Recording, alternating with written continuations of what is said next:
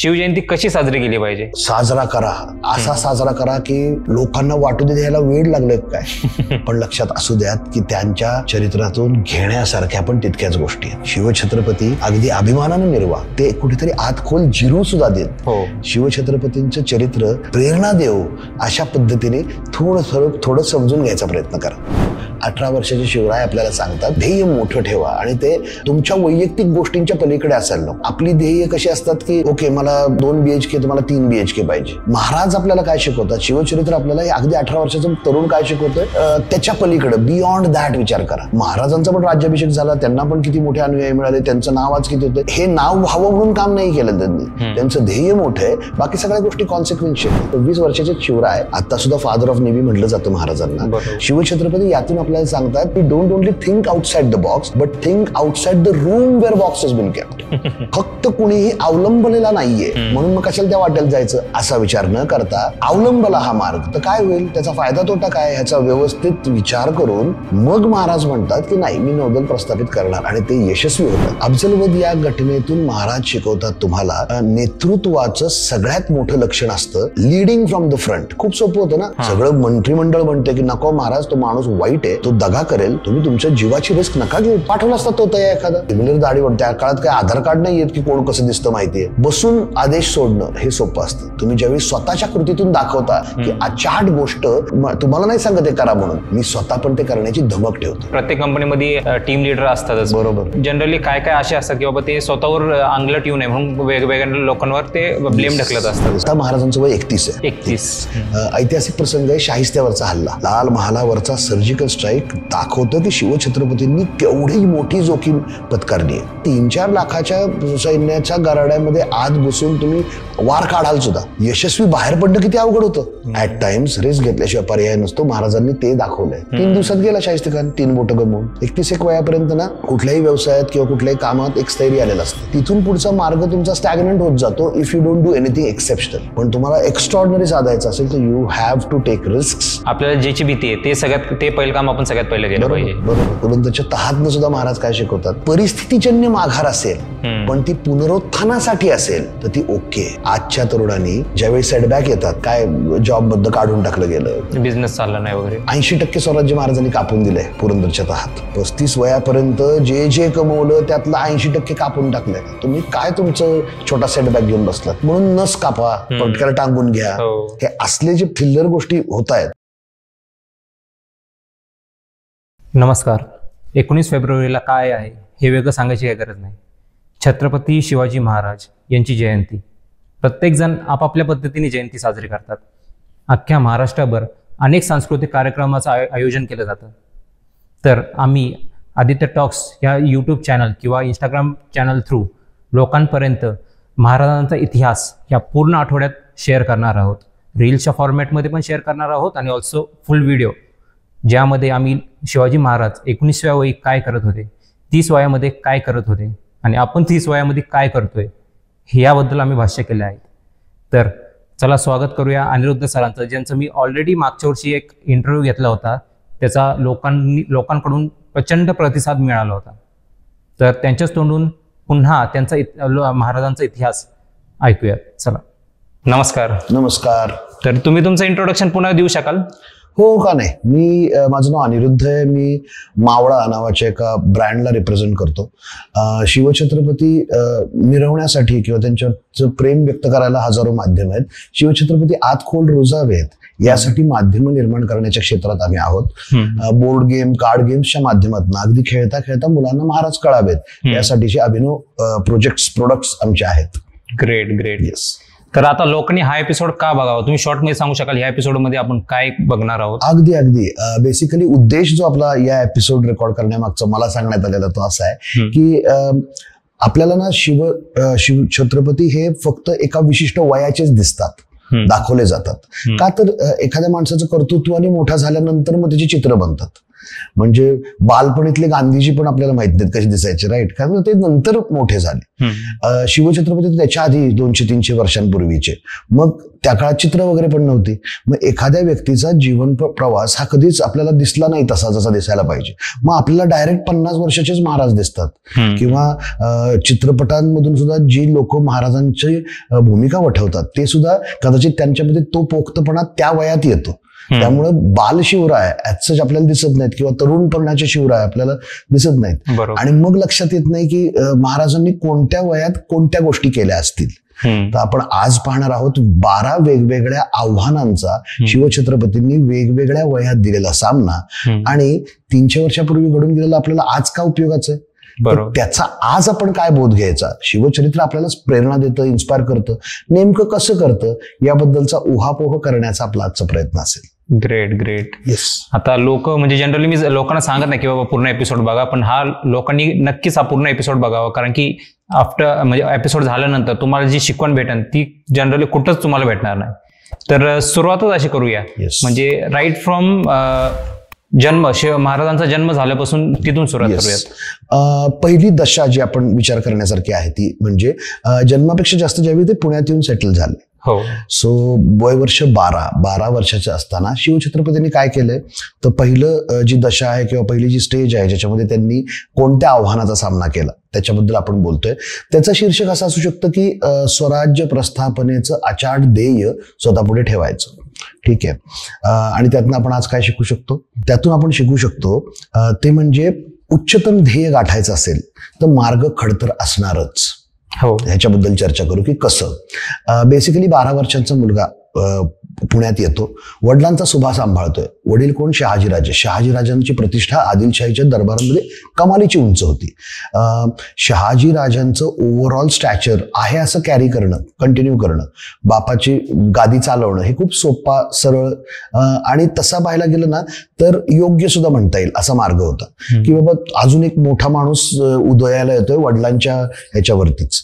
तसं न करता आई वडिलांकडूनच प्रेरणा घेऊन शिवछत्रपती स्वतःच काहीतरी प्रस्थापित करायचं बघतात.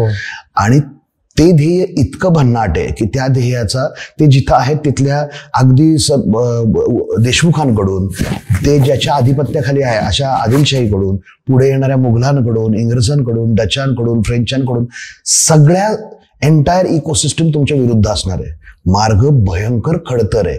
पण म्हणून 12 वर्षाचा मुलगा आपल्याला आज सांगतो की मार्ग खडतर असेल म्हणून ध्येय कमी ठेवायची गरज नाही. तुम्ही उंच ध्येय ठेवा आणि लक्षात ठेवा की ते ध्येय साधताना अनन्यसाधारण अशा अडचणी आणि आव्हानं येणार आहेत. तुमच्या ध्येयापासून हलायला नाही पाहिजे, तुम्ही लढत राहिलं पाहिजे ते साध्य करण्यासाठी. वाव. जनरली आता 12 वर्षाची मुलं आपण जर म्हटलं तर कशात गुंतले आहेत, आता सध्या तर सगळे टीव्ही आणि गेम्स मध्येच गुंतलेले आहेत. तर त्यांना तुम्ही काय शिकवायला द्याल या माध्यमातून? नेमकं हेच आहे, म्हणजे जर 12 वर्षाचा मुलगा आपण डोळ्यापुढे आणला तर अर्थातच असं निश्चित नाहीये की ते उपजतच होतं आणि हे ध्येयाचा विचार त्यांनी खूप आधी केला होता. मुळात मुलांपेक्षा मला पालकांशी संवाद साधायला आवडेल इथे की शहाजीराजांचं स्वप्न होतं स्वराज्य प्रस्थापनेचं. त्यांनी 2 अटेम्प्ट केले होते आणि ते मिझरेबली फेल झाले होते. ते अपयश त्यांनी त्यांच्याकडे ठेवलं नाही, त्यांनी पास ऑन केलं की हे ध्येय माझ्या मुलाने साध्य करावं. जिजाऊंसारखी खंबीर व्यक्ती बरोबर दिली, म्हणजे जिजाऊ पुण्यात येतात शिवरायांबरोबर आणि येतानाच एक मंत्रिमंडळ देतात, म्हणजे त्या मुलाला किती व्यवस्थित फोकस ठेवायचा प्रयत्न केलाय त्याच्या पालकांनी.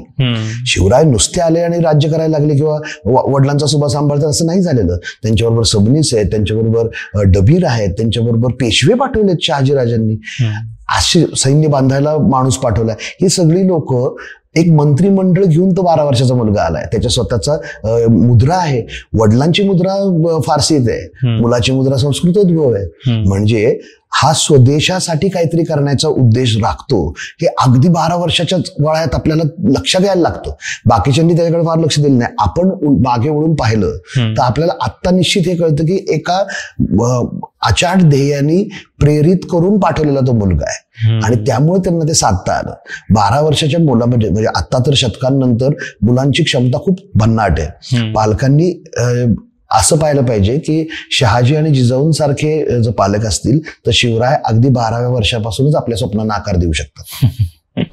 आपण पहिली दशा बघितली. चला आता पुढच्या दशेकडे जाऊया. राईट. पुढची दशा मला वाटतं 18 वयवर्ष 18 असताना पहिलं जे युद्ध झालं होतं, पुरंदरचं युद्ध, ते एक कमाल आहे. त्याबद्दल फार बोललं जात नाही. आता 18 वर्षाच्या तरुणाला कोणत्या गोष्टींचा सामना करायला लागला, तर पुरंदरचं युद्ध आहे. आणि ते ज्या पद्धतीने लढलेत महाराज आणि जसे लढलेत त्याच्यावरनं आपण आज घ्यायला पाहिजे की तुमचं ध्येय जे आहे ना ते तुमच्या वैयक्तिक स्वार्थाच्या पलीकडचं असू द्यात. हे महाराज शिकवतात. कसं, आता त्याचा उहापोह करूयात. परिस्थिती काय आहे की 7,500-8 हजाराचं सैन्य घेऊन फतेखानाला पाठवले. महाराजांनी सिंहगड घेतला म्हणून. आणि फतेखानाचं चॅलेंज आहे की सिंहगड महाराजांकडनं परत घ्यायचा. फतेखान अगदी शिरवळच्या जवळ बेलसर गावात येऊन थांबलेला आहे. महाराज लक्षात घेण्यासारखी गोष्ट आहे की हे युद्ध कसं जिंकलो तो आजचा आपला विषय नाही, म्हणून मी त्यात नाही जाणार. पण परिस्थिती दशा काय आहे, याच कालावधीत शिवछत्रपतींचे वडील हे आदिलशहाच्या नजरकैद येतात. शहाजी राजांना कैद झालेली आहे. आता प्रश्न काय आहे की वडिलांना सोडवायचं, एक तर जीवितालाच धोका आहे थेट. जसं ते गाफील असताना त्यांना अटक केली, नेमकं तसंच ते गाफील असताना त्यांना संपवू शकतात. तो काळच तसा होता. तिथे काही कोर्ट्स आणि नैतिकता वगैरे तर धाब्यावरच मारलेली होती. त्यामुळे खूप चान्सेस होते की शहाजी राजांच्या जीविताला धोका असताना त्यांचा 18 वर्षाचा मुलगा कशाला प्राधान्य देतो, स्वराज्य प्रस्थापनेला का वडिलांना? सहकार्यांना घेऊन शपथ घेऊन झाली आहे की आपण आता स्वराज्यासाठी सगळं आयुष्य घालवायचंय.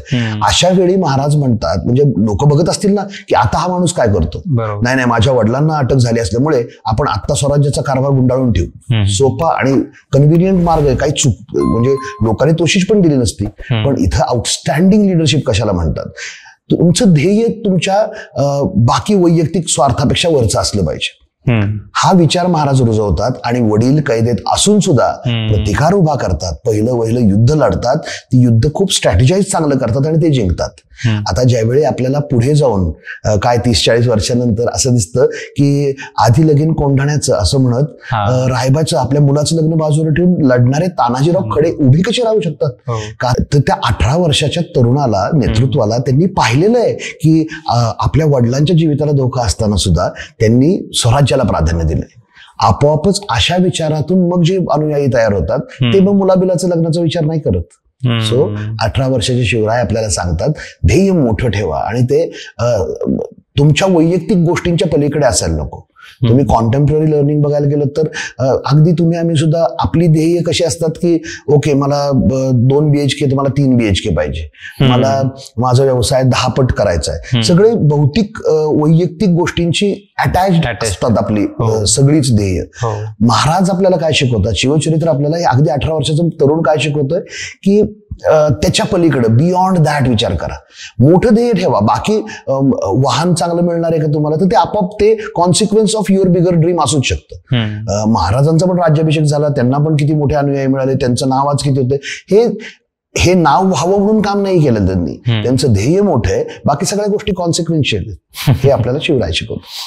तुम्ही बरोबर म्हणजे आता 18व्या वर्षी एखादा मुलगा काय विचार करतो किंवा मला या कॉलेजला ऍडमिशन घ्यायचंय, दुसरे काही मुलं आहेत ते व्यसनाच्या आधारे जातात.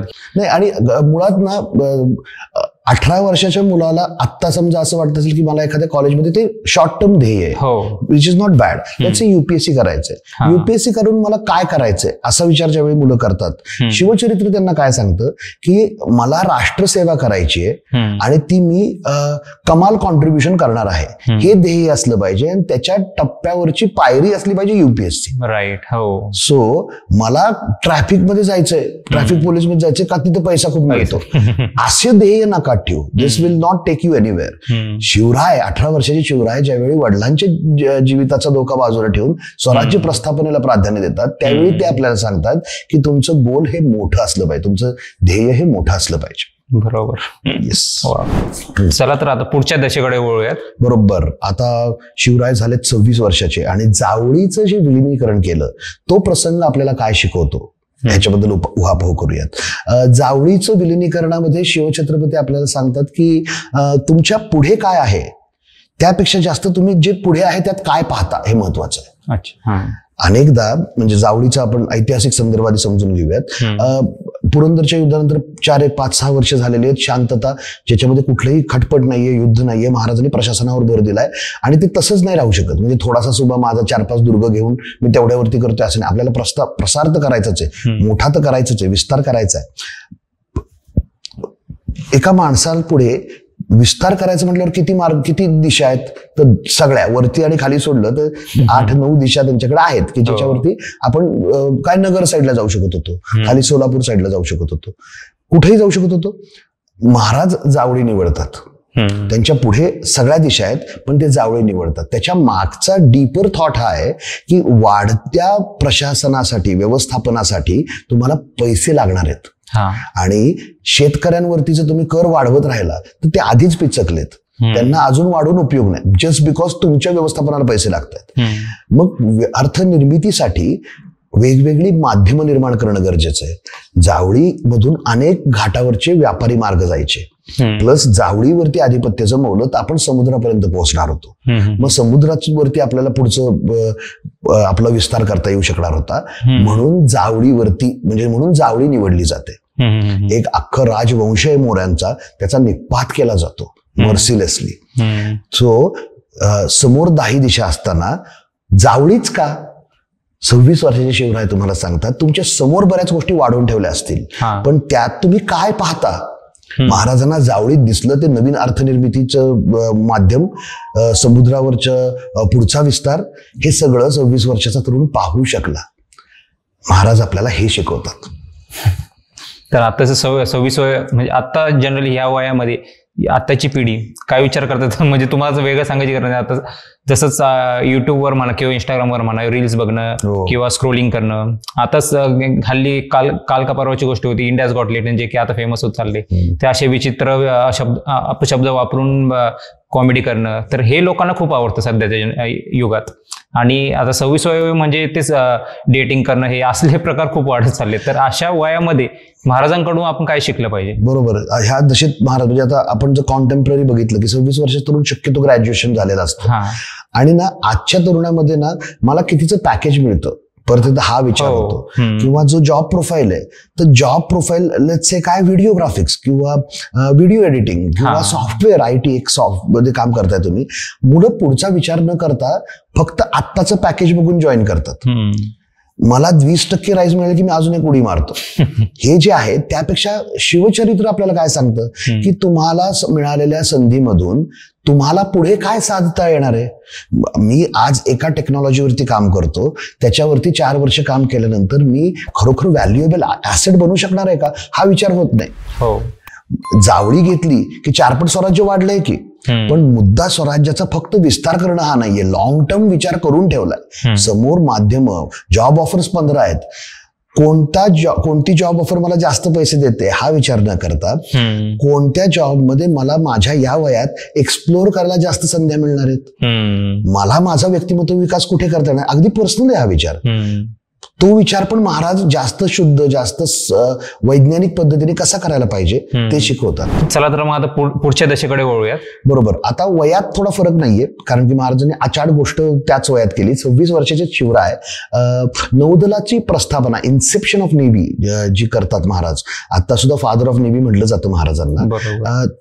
त्यांनी तसं करणं आज आपल्याला काय शिकवतं तर आमचं असं एक्सप्लेनेशन आहे त्याच्याबद्दलचं किंवा आमचं असं निचोड आहे म्हणता येईल त्याच्याबद्दलचा की चौकट सोडून नाही, ती लांघून विचार करा. Not only think outside the box खूप पॉप्युलर टर्म आहे. शिवछत्रपती यातून आपल्याला सांगतात don't only think outside the box but think outside the room where box is been kept. So नौदल, परत एकदा आपण ऐतिहासिक संदर्भ बघूया काय परिस्थिती आहे. लक्षात घ्यायची गोष्ट अशी आहे की महाराजांपेक्षा 40 पट मोठे मुघल आहेत आता. जी दशा आत्ता आहे, महाराज 26 वर्षाचे आहेत, त्यांना सुद्धा कधीही स्वतःचं नौदल असावं असं वाटलेलं नाहीये. आदिलशाहीला कधीही कुठल्याही एतद्देशीय बाहेर आलेल्या कुणालाच स्वतःच नौदल असायची इच्छा नाहीये. ह्यांची लोक हजला पाठवली जायची त्या काळात सुद्धा. ते हजला कसे जायचे तर इंग्रजांकडनं पैसे इंग्रजांना देऊन बाहेर पडायचे. सो त्यांना नौदलाची गरज होती का? तर गरज होती, पण इझी वे आउट करून त्यांनी विषय सोडला होता. बरं, एतद्देशीय लोकांची अडचण काय आहे की आपल्याला अगदी संस्कार काय सांगतात किंवा लिहून काय ठेवलंय मोठ्या लोकांनी की समुद्रबंदी आहे. समुद्र सोडून लांघून पार करणं ह्याच्यावरती त्या काळात काही कारणामुळे बंदी होती. किंवा मोठ्या मोठ्या लोकांना सुद्धा अगदी टिळकांपासून सगळ्यांना इंग्लंडला जाऊन बॅरिस्ट्री केल्याबद्दल प्रायश्चित्त घ्यायला लागलं इथे येऊन. सो आपल्याकडे समुद्रबंदी इथपर्यंत आहे. आणि शिवछत्रपती त्या काळात फक्त कुणी नौदल उभा केलं नाहीये म्हणून आपण नको करायला असा नाही विचार करत. शिवराय स्वतःचं नौदल उभा करतात, त्याच्याही आधी महाराज मर्चंट नेव्हीमध्ये हातपाय पसरलेत महाराजांनी. इंग्रजांकडनं बोटी भाड्याने घेऊन त्या देशावरचा माल लोड करून इराणला विकतायत महाराज. सो फक्त कुणीही अवलंबलेला नाहीये म्हणून मग कशाला त्या वाटेल जायचं असा विचार न करता अवलंबला हा मार्ग तर काय होईल, त्याचा फायदा तोटा काय ह्याचा व्यवस्थित विचार करून मग महाराज म्हणतात की नाही मी नौदल प्रस्थापित करणार आणि ते यशस्वी होतात. सो आत्ताच्या घडीला महाराज आपल्याला सांगतायत की फक्त चौकट लांघून नाही ती तोडून पार सोडून द्या, चौकटीचा विचारच नका करू. Think outside the box, not only outside the box, think outside the room where the box is kept. So हे आपल्याला महाराज आपले 26 वर्षाचे असताना शिकवतात. अरे बापरे, म्हणजे नेव्ही म्हणजे आताच ह्या पिढीत मध्ये समजा लेतले विचार काय केला जातो किंवा मी नेव्ही मध्ये जॉब करेल, पण स्वतःच एवढं मोठं एस्टॅब्लिश करणं जे की आधी कोणीच केलं नव्हतं, हे करायला खूप कौशल्य लागतं मी म्हणतो. अगदी. आता मग हेच पुन्हा एकदा म्हणजे 26 वर्षाच्या तरुणांनी काय घ्यावं यातनं, शिवचरित्रातनं काय शिकायला हवं की ठीक आहे मला एखादा जॉब मिळाला, तो धपाक थपाक तेच काम करत राहण्याऐवजी मी यात व्हॅल्यू ऍड कशी करेन. मी लेट्स से व्हिडिओ एडिटर आहे, मी व्हिडिओ एडिटर आहे तर मला ग्राफिक्स यायलाच नको. मला माझ्याकडे पेड सॉफ्टवेअर आहे एक, तर मी जे फ्री सॉफ्टवेअर देत आहेत त्यांच्या कुठले फीचर्स अजून समजून घेऊन माझंच काम अजून एलिव्हेट करू शकतो का. माझ्या बॉसने मला सांगितलेलं नाहीये, पण can I do it on my on. मला चान्सेस आहेत की माझ्या कंपनीचे ऑफिसेस जर्मनीमध्ये आहेत, तर मी आज जर्मन कोर्स लावून घेऊ का. फक्त कुठलाही सॉफ्टवेअर डेव्हलपर हा जर्मन वेगळा शिकत नाही, मग मी कशाला शिकायला पाहिजे हा विचार नाही करायचा. शिवचरित्र काय सांगतं, गरज पडू शकते का, वित्त उभारायचंय का, तर मग नौदल हवं, ज्याचं आरमार त्याचा समुद्र किनारपट्टीवर प्रस्थापित करायचंय आपलं आधिपत्य, तर मग आपल्याला आपलं नौदल पाहिजे. एक्झॅक्टली तसा विचार आज आपण कसा करू शकतो. प्रत्येकाच्या पुढे हे आव्हान असू शकतं. किराणा मालाचं दुकान चालवत आहे, तर मग आत आल्यानंतर मी एक्सपिरियन्स वेगळा कसा देईन. अच्छा, हा इतकं सोपं आहे. म्हणजे इट्स नॉट दॅट की तुम्हाला शिवछत्रपती बनायचंय. युगप्रवर्तक होते, युगानंतर एखादा माणूस असा जन्मतो, ते आपल्या मातीत जन्मलेत, त्यांचं शिवचरित्र आपल्याला ओरडून गोष्टी शिकवतंय. आपण डोळे उघडून ते शिकणं गरजेचं आहे. बरोबर. सो तुम्ही कुठेही असाल, काहीही करत असाल, महाराजांच्या आयुष्यातनं वेगवेगळ्या प्रसंगातनं तुम्हाला खरोखर आपल्या जीवनात राबवता येतील असे धडे घेता येतात. म्हणजे कोणत्याही क्षेत्रामध्ये असो आपण महाराजांचे व्हॅल्यूज कसे त्यात ऍड करू शकतो, अगदी त्याबद्दल आपण विचार केला पाहिजे. Yes, great. चला दादा पुढच्या दशेकडे वळूयात. येस, पुढची दशेत आता महाराज 29 वर्षाचे झालेत. 29 बरोबर. 29 वर्षात महाराजांनी साधलेलं भन्नाड गोष्ट म्हणजे अर्थात अफजल एन्काउंटर. अफजलाला महाराज संपवतायत, त्यावेळी महाराजांचं वय 29 आहे.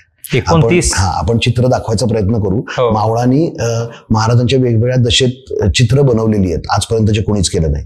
सो आपण या पॉडकास्ट मध्ये चित्र दाखवायचा प्रयत्न करू. पुन्हा एकदा शिवछत्रपती म्हटल्यानंतर अतिशय अगदी ऐतिहासिक चित्र सुद्धा खूप पोक्त, खूप 40, 45, 50 वर्षाच्या महाराजांची दाखवली जातात. महाराज किती कवळे आहेत अफजलाला संपवताना, हे कदाचित हे चित्र पाहून लोकांना लक्षात येईल. सो 29 वर्षाचे असताना महाराजांनी अफजलवध करून आपल्याला आता आपल्या अंगावर कोणी अफजल येणार नाहीये. मग आपण या कृतीतनं काय शिकायला पाहिजे, तर आम्ही त्याच्यातनं जे आम्ही निष्कर्ष काढलाय तो असा आहे, अफजलवध या घटनेतून महाराज शिकवतात तुम्हाला की नेतृत्वाचं सगळ्यात मोठं लक्षण असतं ते म्हणजे स्वतःची कृती. Leading from the front. खूप सोपं होतं ना, अफजल वधाबद्दल आपण फार उहापोह नको करायला, पण अशी पॉसिबिलिटी चेक करा, कशाला जीव धोक्यात घालायचा. सगळं मंत्रिमंडळ म्हणते की नको महाराज तो माणूस वाईट आहे, तो दगा करेल, तुम्ही तुमच्या जीवाची रिस्क नका घेऊत. पाठवला असता तो तया एखादा सिमिलर दाढीवर. त्या काळात काय आधार कार्ड नाही येत की कोण कसं दिसतं माहितीये, ओळख करून द्यावी लागली. म्हणजे अफजलाला माहित नाही महाराज कसे दिसतात, पाठवला असता एखादा तत्सम दिसणारा माणूस, कशाला रिस्क घ्यायची. सोपं आहे ना? हो. एवढी मोठी रिस्क घेऊन त्याला सामोरं जायचं, हे म्हणजे काही वेळा तुम्हाला नेतृत्व, तुमच्याकडे जेव्हा नेतृत्व असतं, तुमच्या हातात जेव्हा दुरा असते, बसून आदेश सोडणं हे सोपं असतं. पण when you lead from the front, तुम्ही ज्यावेळी स्वतःच्या कृतीतून दाखवता की अचाट गोष्ट मी फक्त तुम्हाला नाही सांगत हे करा म्हणून, मी स्वतः पण ते करण्याची धमक ठेवतो. अफजल वधानंतर खूप कमी लोकांना हे लक्षात येतं की संताजी घोरपडे, धनाजी जाधव ही सगळी मंडळी जी आली आहेत ही अफजल वधात महाराजांच्या प्रतापाचं ऐकून स्वराज्यात जॉईन झाली आहेत, ज्यांनी पुढे पिढ्या घडवल्यात. म्हणजे शिवछत्रपतींच्या नंतर, संभाजीराजांच्या नंतर औरंगजेबाविरुद्ध लढताना ताराराणींबरोबर हे जे आपले सरसेनापती 2 भन्नाट लढले, वेळ लावलं होतं औरंगजेबाला ज्यांनी, ही माणसं शिवछत्रपतींनी अफजलाला संपवल्यानंतर स्वराज्यात येण्यासाठी प्रेरित होतात की अरे हा माणूस आहे राव. 40,000चं सैन्याला 3 भागात वेगवेगळं केलं, स्ट्रॅटेजिक युद्ध, मंत्र युद्ध ज्याला म्हणतात, वर्ड ऑफ वॉर्स करून. किती 29 वय, एवढी मोठी गोष्ट तुम्ही साधू शकता. तुमच्यात करेज असलं पाहिजे, नेतृत्व आहे तुझ्याकडे, तर मग लीड फ्रॉम द फ्रंट. ते महाराज शिकवतात. ग्रेट. तर लीड म्हणजे आता प्रत्येक कंपनीमध्ये टीम लीडर असतातच, बरोबर, पण ते जनरली काय काय असे असतात की बाबा ते स्वतःवर अंगलट येऊ नये म्हणून वेगवेगळ्या लोकांवर ते ब्लेम ढकलत असतात. तर आता ब्लेम गेम खूप चालू आहे. येस. तर महाराज काय शिकवतात यात? बरोबर, डेलिगेशन ज्याच्या मागे लपलं जातं. नेतृत्वाली कामं करून घ्यायची असतात, हे बरोबर आहे. पण ऍट टाइम्स म्हणजे महाराजांनी सगळ्याच गोष्टी स्वतः केल्यात का? म्हणजे तो शामियाना महाराजांनी उभा केला का? नाही. प्रतापगड महाराजांनी बांधला का? इन्स्ट्रक्शन्स दिल्या, बांधून घेतला, इन्स्ट्रक्शन दिल्या, शामियाना उभा राहिला. पण काही प्रसंग मात्र असे आहेत की जिथं नेतृत्वाशिवाय पर्याय नाहीये. नेतृत्वाने डेलिगेशन करायला पाहिजे, पण आजची पिढी जी दिसते ना, ती डेलिगेशन करण्याच्या नावाखाली स्किन सेव्हिंग करतात. बरोबर. चिटकू द्यायचं नाही अंगाला. काही अवघड मेल आहे का, तू कंपोज करून तू पाठव. इथं महाराजांनी अंगाला चिटकू देत नाही, अंगाला लागू देत नाही. का तर उद्या निगेटिव्ह झालं तर काही. रिस्क घेतल्याशिवाय तुमची प्रगती होऊ शकत नाही. महाराज अफजल वधाच्या वेळी स्वतः त्याला सामोरं जाऊन आपल्याला एक्झॅक्टली हेच सांगतात की तुम्ही जॉब लागलाय 26-27 वर्षी, 29 पर्यंत you are mature enough to take responsibilities on your own. So शिवचरित्र तरुणांना अशा प्रकारे आता सुद्धा प्रकाश दाखवू शकतो. अरे वा. म्हणजे अफजल वध हे आपल्या सर्वांनाच माहिती, पण 29व्या वयी त्यांनी हे केलं. किती कवळं असताना केलं. तुम्हीही करू शकता. Just need to follow Shivaji Maharaj. Not only मिरवणं, थोडस शिवचरित्र आज जिरवलं तर हे होऊ शकतं. तुम्ही आता जसं पॉइंट काढला मिरवणं, तर आता म्हणजे शिवजयंती आली की मग लोक जास्त करून महाराज आपण कसे मिरवावे याच्यावर लक्ष देतात. बरोबर. येस. त्याच्यात सुद्धा खूप आता तुम्ही असं बघितलं तर छावा चित्रपट बद्दलची बरोबर कॉन्ट्रोवर्सी झाली आहे. किती खेदजनक आहे ना, एखाद्या मेकर्सनी अशी कल्पना केली की एक सांस्कृतिक आनंद दाखवायचा, शौर्य दाखवायचा खेळ आहे, तर तो खेळताना माझे राजे खेळले असतील का? हा कल्पना विलास अतिशय सुंदर आहे, माझं वैयक्तिक मत आहे, आणि त्यात काही फार ऑफेंड होण्यासारखं नाही. ऍट द सेम टाइम एक दंतकथा जी लिहिली गेली होती संभाजी महाराजांबद्दल की बेसिकली तो सिंह फाडला असं दाखवतात, सिंहाचा जबडा ओढतात, तर त्या जॉमध्ये ताकद असते, एवढं एक माणूस नाही करू शकत. हे जे ओव्हर ग्लोरिफिकेशन केलं जातं, तर त्याच्याबद्दल थोडंसं समाजात ज्ञान असलं पाहिजे की माझे राजे किती वीर होते, तर अरे सिंह फाडायचे, असली ताकद होते. आपण हे सांगताना जास्त प्रभावीपणे पोहोचण्यासाठी करतो. सो काही अशा गोष्टी सांगितल्या पाहिजे की हे जसं धूम्रपान, मद्यपान हानिकारक आहे, तसं हे पण आलं पाहिजे कुठेतरी, मला वाटतं काहीतरी की, किंवा प्रेक्षकांनी सुज्ञपणे हे असं बघताना लहान मुलांच्या मनावर होणारे हे बघा तुम्ही. तर तुम्ही असा नका विचार करू की संभाजी महाराज सिंह फाडत फिरत होते. तुम्ही विचार करा त्यांनी कोणत्या गोष्टी अंगावर घेतल्यात, आणि त्या फिजिकली किंवा चित्रात चांगलं दिसतं म्हणून सिंह फाडण्यापेक्षा कितीतरी पटीने उंच आहेत. आपली माध्यमं ही कमाल प्रभावी आहेत. चरित्रातनं, ह्या महानायकांच्या चरित्रातनं काय घ्यायला पाहिजे किंवा समोरच्या पिढीला काय दिलं पाहिजे, तर ह्या व्हॅल्युएबल गोष्टी जास्त आहेत रादर दॅन करमणूक किंवा प्रेरणा. वाह मस्त मजा आली किंवा जय जयकार करण्यासाठी चांगल्या आहेत गोष्टी, पण ह्या महानायकांच्या आयुष्यातनं काय शिकायला पाहिजे, तर ते फार गरजेचं आहे. आणि ते हरवलं ना तर मग महापुरुषांना साजरा करण्यात आपण आपला वेळ घालू, त्यांचं अनुकरण करण्याची प्रेरणा संपून जाईल कुठेतरी. ग्रेट. तर कारण आता म्हणजे याच्यावर तुम्ही म्हणजे बोलू इच्छितात का नाही, पण मी तरी एक क्वेश्चन करतो. आता गाडींवर पण महाराजांची चित्र वगैरे लावतात, तरी म्हणजे त्यांचा उद्देश, तुम्ही जसं मागच्या इंटरव्ह्यू मध्ये म्हणले, त्यांचा उद्देश चांगला असतो, पण त्याला नीट काळजी घेतली पाहिजे. ऍब्सोल्युटली. आणि ना मिरवण्याचे लोकांनी असं नको समजायला की चित्रपट बनवण्याच्या विरुद्ध आहे मी, किंवा माझं स्वतःच मत आहे की मिरवणं चुकीचं आहे, की नाही डीजे वॉल पुढे नाचणं. अरे साजरा करण्यासारखी मजा नाही. साजरा म्हणजे त्या छान छान मराठी महाराजांवरची जी गाणी आहेत किंवा कविभूषणांची कवनं आहेत, घसा फाटेपर्यंत ओरडलं पाहिजे. आपल्याकडे होऊन गेलेत राव स्टिकर, मी तर म्हणतो सगळीकडे महाराज पाहिजेत. Everything should be there. महाराजांच्या रिलेटेड सगळं पाहिजे. मला अजिबात या गोष्टीचा विरोध नाही. बस स्टँड, रेल्वे स्टेशन, बस सगळं महाराजांच्या नावाने असायला पाहिजे का? असायला पाहिजे. त्या माणसाला आपण जितकं मिरवू, जितकं साजरा करू, तितकं कमीच आहे. We are so lucky to have him. पण तेवढंच नाही केलं पाहिजे. मुद्दा हा आहे की तेवढंच म्हणजे तेच फक्त वेगवेगळी कोष्टकं लावून तेच करत राहणं इज रॉंग. बरोबर. You should draw inspiration from this guys. हे खरंच वैश्विक चारित्र्याचे महानायक आहेत शिवछत्रपती. तुम्ही फक्त मिरवत राहिलात ना, तर मग तो खूप इनजस्टिस होईल त्या व्यक्तिमत्वावर. बरोबर. इंग्रजांच्या त्या काळातल्या डायरीज मध्ये लिहिले की हा माणूस इथे जन्मला म्हणून तो आमच्याकडे जन्मला असता तर आमचं आधिपत्य कधी संपलंच नसतं जगावरच. इतका त्या माणसाचा उल्लेख अभ्यासपूर्वक केल्यानंतर लोकांनी बोललेले. सो आपला पण या पॉडकास्ट मधून किंवा मावळाची पण बरीच माध्यमं जी आहेत त्यात सुद्धा हाच प्रयत्न आहे की शिवछत्रपती फक्त मिरवण्यासाठी नाही, ते खोलात जिरवण्यासाठी, रुजवण्यासाठी अशी माध्यमं असतात. त्यांचे व्हॅल्यूज आपल्या दैनंदिन जीवनात अंमलात आणण्यासाठी. अगदी. येस. चला तर आता पुढच्या दशेकडे वळूया. येस. वय वर्ष 30 आपण बघूयात. महाराज 30 वर्षाचे झालेत आणि सगळ्यात मोठा पेपर दिलाय अफजलवधाचा. त्यानंतर नॉर्मली सेलिब्रेशन करतात.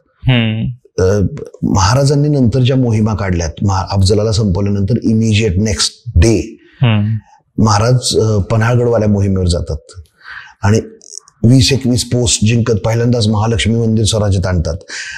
पुढे जाऊन ना मिरजेवरनं महाराजांनी माघार घेतली. पन्हाळगडावर वेढ्यात अडकलेत. या सगळ्या मोहिमेनंतर थांबून ते धगधगता जो विजय रथ होता आपला तो माघार घेतात ते आणि पन्हाळगडावर अडकून राहतात. 5-6 महिने वेढ्यात अडकतात. 5-6 महिने. हो. सो या प्रसंगातनं, या ऐतिहासिक मोहिमेतनं किंवा स्ट्रॅटेजाइज जे केलंय महाराजांनी, पुढे पण गेलेत, मागे पण आलेत. यातून असं दिसून येतं आपण काय शिकायला पाहिजे तर नेतृत्वाच्या ठायी आत्मविश्वास असायला हवा, फाजील आत्मविश्वास नव्हे. समजून घ्यायचा प्रयत्न करूयात की काय काय घडलंय. अफजल संपवला तो शॉकच होता सगळ्यांसाठीच. महाराज पन्हाळगडावरती येतात. पन्हाळगडवरती परत अजून ती जी हारून गेलेली माणसं आहेत ती माणसं परत कोल्हापूरचं युद्ध घडतं. रुस्तमे जमाला हरवतात. आपण 5,000च्या सैन्य संख्येने 10,000 लोकांवर ओपन वॉरफेअर मध्ये लढलोय, ग्राउंडवर लढलोय. लपून हल्ले केले वगैरे नाही, ग्राउंडवरती हल्ला केलाय व्यवस्थित आणि त्यांना हरवलंय. पुढे जात आहेत महाराज मिरजेपर्यंत. मिरजेच्या दुर्गाला वेढा दिलाय महाराजांनी. म्हणजे किती स्वराज्य स्ट्रेच करायचं. ह्यांचा एक लीडर गेलाय. तर आता माझ्यात इतका आत्मविश्वास आहे, माझ्या सहकार्यांमध्ये इतका आत्मविश्वास आहे की आपण 40,000 10,000 हरवलं, 10,000 5,000 हरवलं आणि आता आपण मागं नाही बघायचं, आता आपण लढत राहायचंय. बरोबर ना. एक झिंग येते विजयाची. ती झिंग घेऊन माणसं जातायत, लढतायत. मिरजेला वेढा देऊन बसलेत. सिद्धी जोहर येतोय 60-65 हजार सैन्य घेऊन. किती सोपं होतं. त्याच विजयाच्या धुंदीमध्ये त्याच्याशी पण लढले असते. सोपं होतं ना. पण chances where we would have defeated. एवढ्या मोठ्या ताकदीशी लढायची आपली त्यावेळेस ताकद नव्हती. त्यावेळेस नेतृत्वाच्या ठाई आत्मविश्वास आहे मिरजेपर्यंत जाण्याचा, पण तो फाजील नाहीये. प्रसंगाचं भान ठेवून शिवराय मागे येतात. पन्हाळगडावर पर्यंत येतात. तो सिद्धीजोहर पाठलाग करतोय महाराजांचा. महाराज पन्हाळगडावरच थांबतायत. पन्हाळगडावर वेढ्यात अडकून घेतात. अजून इकडे का नाही येत का? ते इकडे शाहिस्तेखान येऊन थांबलाय. सो स्वतःला अडकवून घेतलं. पन्हाळगडावरती वेढा पडू दिला. 2 शत्रूच्या कचाट्यात सापडून आधी शहाजीराजांकडनं जो स्वराज्याचा पहिला प्रयत्न होता तो फेल गेलाय. का तर मुघल आणि आदिलशाही एकत्र येऊन निजामशाही बुडवायचा प्रसंग होता तो वडिलांच्याकडून झालेली चूक महाराज रिपीट नाही करत आहेत. त्यांच्या ठाई कमालीचा आत्मविश्वास आहे. कल्पना करणं फार अवघड आहे की तोपर्यंत एवढा मोठा विजय नाही अफजलवधा एवढा. त्यानंतर विजयाची सिरीज आहे. पण म्हणून अंध नाही झालेले, ओव्हर कॉन्फिडन्स नाही, ओव्हर कॉन्फिडन्स नाहीये, फाजील आत्मविश्वास नाही, परत आले, माघार घेतली, पन्हाळगडावर शांतपणे थांबलेत 5-6 महिने. महाराजांचं हे वागणं आपल्याला खूप मोलाचा संदेश देतं. आता 30 वय परत एकदा तुम्हाला प्रोफेशनल लाईफमध्ये कुठल्या कुठल्या कर्तृत्वामध्ये पॉझिटिव्ह बिंदू येतील का, तर येतील ना. मला काय शाळेत पहिला आलो, वर्गात पहिला आलो, एखादं बेस्ट एम्प्लॉई अवॉर्ड मिळालं, ती धुंदी जर डोक्यात जाऊ दिली आणि यू फॉरगेट अबाउट तुम्ही कशासाठी करता आहात, तुमचं मोठं ध्येय तुम्ही विसरलात, तर मग तुमचं अधपतन पण तितक्याच सहजासहज येऊ शकतं. शिवचरित्र आपल्याला ते शिकवतं. म्हणजे ऑल्सो समजा काही फेलियर आलं तर त्यात खचून न जाता परत बाउन्स बॅक ते पुढे, फेल्युअरवाल्या गोष्टी पुढे. आता नॉर्मली ना तुम्ही स्वतःच्या पण करिअरकडे बघा, 29-30 वर्षापर्यंत ना फेल्युअर ऍक्सेस नाहीयेत. धक्के बसतात की अरे 12वी पर्यंत कष्ट होते, नंतर कष्ट नाही असं वाटलं होतं, पण ग्रॅज्युएशनच कष्ट, ग्रॅज्युएशन पर्यंत कष्ट आहे, मग आता जॉब मिळेल, पैसे कमवेल, मग कष्ट संपतील, तर तसं नसतं. ते नवीन नवीन आव्हानं येत राहतात. हे एक गोष्ट सोडली खडतरतेची, तर ओव्हरऑल फार मोठे सेटबॅक्स नाही बसत 30व्या वयापर्यंत. महाराजांना पण सेटबॅक नाही बसलेले, पण त्याहून जास्त म्हणजे सेटबॅक बसले आणि खचले तर गोष्ट वेगळी, पण आनंद अतिरेकाने किंवा विजयामुळे धुंद होऊन जी असाध्य गोष्ट आहे ती करायला अंगावर घ्यायची आणि फसायचं आणि मग मात्र त्यातनं उभरणं अवघड असतं. सो महाराज सांगतात की तुमच्यामध्ये विवेक असला पाहिजे. तुम्ही आनंदी आहात तर धुंद होऊन उपयोग नाही. आत्मविश्वास आहे, फाजील आत्मविश्वास नको, ग्राउंडेड राहिलं पाहिजे, ग्राउंडेड राहिलं पाहिजे. ग्रेट. तर आता पुढच्या दशेकडे वळूयात. आता महाराजांचं वय 31 आहे. 31 आहे. ऐतिहासिक प्रसंग आहे शाहिस्त्यावरचा हल्ला, शाहिस्ते खानावरती हल्ला. आणि काय 3-4 लाखाच्या गरड्यात 700-800 जणांनी आज जाऊन हल्ला केलाय महाराजांनी. त्यातून आपण आज घ्यायचा जो आम्ही निष्कर्ष काढलाय तो असा आहे की कधी कधी ना जोखीम उचलल्याशिवाय अलौकिक यश नाही साधता येत. आपण बोलूया त्याचा उहापोह करताना आम्ही जे समजून घ्यायचा प्रयत्न करतो किंवा लोकांनी शिवचरित्रातनं काय कशी प्रेरणा घ्यावी या प्रसंगातून ते सांगायचा प्रयत्न आपण असा करू शकतो की प्रसंगाचा उहापोह काय की बाबा 3-4 लाखाचं सैन्य आहे, या सैन्याशी आपण कुठल्याच हालतीत ग्राउंडवर लढू शकत नाही, जमिनीवर लढू शकत नाही. ऐकणाऱ्यांनी ही गोष्ट समजून घेणं गरजेचं आहे की शिवछत्रपतींच्या लाल महालात शाहिस्ते खान 3 वर्ष राहिलाय. सो 3 वर्ष राजधानी आपली राजगड आहे, तिथून जवळच असलेल्या पुण्यामध्ये तो वाट लावतोय, तो ही इज कॉझिंग हॅवॉक, म्हणजे तो जाळपोळ मारामारी, त्याच्या पोरींची लग्न तिथं करतोय, तो एन्जॉय करतोय तिथला स्टे पुण्यातला. अशा परिस्थितीत त्याला आव्हान देऊन डायरेक्ट लढणं शक्य नाही, त्याच्याशी युद्ध करणं शक्य नाही. तो नकोय आपल्याला, तो गेला पाहिजे, त्यात संपला पाहिजे, पण मार्गच नाहीये, काय करायचं. अशा वेळी जमलं असतं की म्हणजे तुम्ही जर असं बघितलं पॉसिबिलिटीज की तो आपल्यावर हल्ला करत नाही ना, शाहिस्ते खान डायरेक्ट हल्ला करतच नव्हता, तो आपण काय करू शकतो, आपण इकडे पश्चिमेकडे वाढवलं असतं, बरोबर, कोकणात केलं असतं, अजून बळकट करत बसलो असतो, नाही, दुर्लक्ष केलं असतं. दुर्लक्ष केलं असतं, अंगावर घ्यायचंच नाही, कशाला, मरू दे, आपली लोक मरतात मरू दे, पण ते पुण्यात मरतात, आपण सुरक्षित आहोत, नाही, तो जायला तर हवा. मग त्याच्यासाठी जोखीम नाही उचलली तर ते शक्य नाहीये. लाल महालावरचा सर्जिकल स्ट्राईक दाखवतो की शिवछत्रपतींनी केवढी मोठी जोखीम पत्कारली आहे. तिथं जर सापडले गेले असते तर कल्पना नाही करू शकत आपण काय झालं असतं. आणि जर वैज्ञानिक दृष्ट्या बघितलं किंवा सायंटिफिकली कॅल्क्युलेट केलं की रिस्क काय आणि हे काय शक्यता जर पडताळल्या तर 3-4 लाखाच्या सैन्याच्या गराड्यामध्ये आत घुसून तुम्ही वार काढाल सुद्धा, यशस्वी बाहेर पडणं किती अवघड होतं. त्या सगळे पेटलेत, सगळ्यांना तोच माणूस पाहिजे, एक माणूस, तिथून तुम्हाला सुटून बाहेर पडायचंय, सगळी फोर्स तुमच्याकडे येतोय आणि ते भेदून तुम्हाला बाहेर पडायचंय. रिस्क कमाले, ऍट टाइम्स रिस्क घेतल्याशिवाय पर्याय नसतो. महाराजांनी ते दाखवलंय. 3 दिवसात गेला शाहिस्ते खान 3 बोटं गमवून. सो ऍट टाइम्स याचं जो कॉन्टेम्पररी लर्निंग आपण जे म्हणतोय, 31 वयापर्यंत ना कुठल्याही व्यवसायात किंवा कुठल्याही कामात एक स्थैर्य आलेलं असतं आणि स्टॅग्नन्सी यायला सुरुवात होते. तिथून पुढचा मार्ग तुमचा स्टॅग्नंट होत जातो if you don't do anything exceptional. अलौकिक यश साधायचंय, तुम्हाला स्केल अप करायचं एखादा स्टार्टअप, तर एक 3, 4, 5, 6, 10 वर्ष तुम्ही एका लेवलपर्यंत चालाल, एका पद्धतीचं काम करत राहाल. पण तुम्हाला एक्स्ट्रॉर्डिनरी साधायचं असेल तर you have to take risk. तुम्हाला अकल्पनीय अशा गोष्टी आचरणात आणायला लागतात आणि त्या आणून आपण यश साधू शकतो हे शिवछत्रपती सांगतात. कम्फर्ट झोनच्या बाहेर यावं लागेल. अगदी कम्फर्ट झोनच्या बाहेर येऊन अशा गोष्टी करायला लागतात ज्याच्यात मेक ऑर ब्रेक होऊ शकतं, ज्याच्यात सर्वस्वाची रिस्क आहे, पण ती घ्यायला लागते. तुम्हाला अलौकिक यश साधायचंय तर जोखीम घेतल्याशिवाय पर्याय नाही. बरोबर. म्हणजे एक कोणत्या तरी म्हणजे इंटरव्ह्यू मध्ये ऐकलं होतं की आपल्याला ज्याची भीती आहे ते पहिलं काम आपण सगळ्यात पहिलं केलं पाहिजे. बरोबर. आपण आपल्या फिअर कडे जायला पाहिजे, ना की फेस युअर फिअर. आणि त्याला एक दशा यायला लागते. ऐकणाऱ्यांनी महाराजांच्या चरित्रातनं चुकीचा पण अर्थ लावू शकतो की मला माहित नाही, मी कसलाही विचार न करता झोकून देऊन असं. महाराजांनी बाहेर यायचा मार्ग जितका लीलया डिझाईन केला होता, त्या मोहिमेला कोण कुठं येणार किंवा बहिर्जींनी ते पलिते बांधून दुसरीकडेच बैल पाठवले आणि मराठी तिकडे गेले, असं करून जे डायव्हर्जन क्रिएट केलं, हे सगळं वेल प्लॅन्ड असायला लागतं. जोखीम आहे म्हणजे अंध जोखीम नाहीये. परत एकदा सो ऐकणाऱ्यांनी बघणाऱ्यांनी असा विचार नाही करायला पाहिजे की ते calculated risk should be calculated risk. Yes, बरोबर. खूप मोठं प्रेरणादायक की आमचं ऑडियन्स जनरली तेवढ्याच एज रेंजचा आहे, 30 ते 40 एवढे एज रेंजचा आहे. तर हा एक खूप मोठा संदेश आहे आमच्या ऑडियन्ससाठी. येस. चला आता पुढच्या दशेकडे वळूयात. येस. या दशेत शिवछत्रपती आपले 34 वर्षांचे आहेत. सो 34व्या वर्षी महाराजांनी साधलेली एक अचाट मोहीम म्हणजे सुरतेवरचा छापा. बरोबर. सगळ्यात पहिल्यांदा आपण बघायला पाहिजे की सुरतेवरच्या छाप्यातून आपण काय शिकायला हवं. सो अनेकदा क्षमते इतकं करण्यापेक्षा जास्त महत्वाचं असतं एखादी गोष्ट साधायला जे करावं लागेल ते करायचं. हे आपल्याला यातनं कळतं. कसं? ऐतिहासिक कॉन्टेक्स्ट, ऐतिहासिक संदर्भ असा आहे की शाहिस्तेखानाने लुटले 3 वर्ष. आपल्याकडं अर्थार्जनाचे वेगळे मार्ग नाहीयेत, अजून अर्थार्जन पाहिजे. ऑलरेडी लुटल्या गेलेल्या लोकांना अजून टॅक्स लावणं शक्य नाहीये. सो त्यावेळेस व्यवस्थापनासाठी पैसे पाहिजेत म्हणल्यानंतर कुठून मिळू शकतील याचा विचार करणं. सुरत हे त्या काळातलं दक्षिण आशियातलं सगळ्यात श्रीमंत शहर आहे.